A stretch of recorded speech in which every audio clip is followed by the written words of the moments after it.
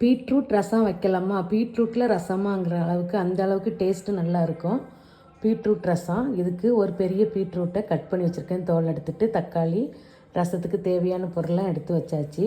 First ஒரு குக்கரில் beetroot போட்டுக்கிடுங்க. அதுக்கப்புறம் தக்காளி ஒரு 4 தக்காளி சேர்த்துக்கிடுங்க. ஒரு கப் தண்ணி ஊற்றிக்கிடுங்க. மஞ்சத்தூள் போட்டுக்கிடுங்க 1/2 ஸ்பூனு. உப்பு போட்டுக்கிடுங்க. குக்கரை மூடி ஒரு 3 விசில் வச்சு எடுத்துக்கலாம். பீட்ரூட் வேகிறதுக்குள்ள நம்ம ரசத்துக்கு வேணுங்கிறத அரைச்சிடலாம். 3 மிளகாய், வரமிளகாய், பூண்டு, மிளகு, சீரகம் போட்டுக்கிடுங்க.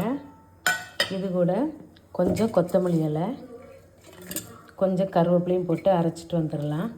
அரைச்சதை தட்டில் போட்டு வச்சாச்சு. இனி பீட்ரூட் வந்ததுக்கப்புறம் பார்க்கலாம்.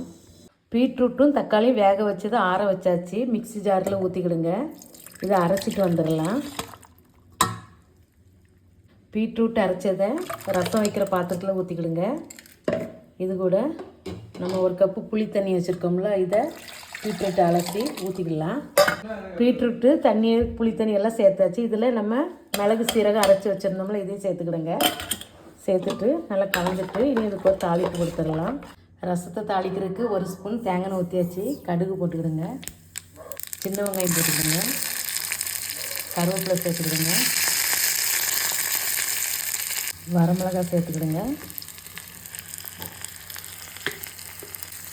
போட்டு நல்லா கலந்துக்கிடுங்க. ரசம் நல்லா தாளிச்சாச்சு. நம்ம கலந்து வச்ச ரசத்தில் ஊற்றிக்கலாம். இதுதான் நம்ம அடுப்பில் வைக்கணும். அடுப்பில் வச்சு நுரைச்சி வந்ததுக்கப்புறம் நம்ம ஆஃப் பண்ணுவோம்.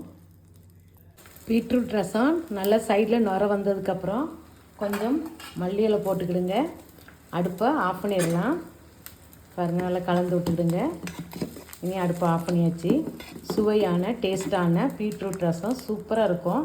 குழந்தைகள் பீட்ரூட் சாப்பிடாத குழந்தைகளுக்குலாம் இந்த மாதிரி கலர்ஃபுல் ரசம்னு சொல்லி கொடுங்க.